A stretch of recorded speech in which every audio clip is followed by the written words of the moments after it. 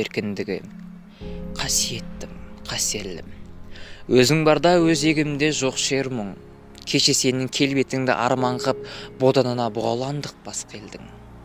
Бабалардың басын тігіп бәйгеге, аналардың жанарына жас бердің.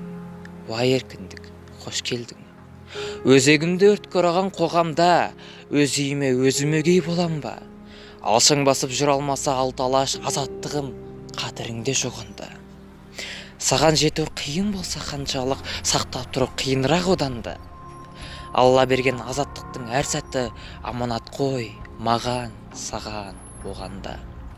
Саясатқа сермей алмай семсерді, езгі күнге тері қылдым еңсемді.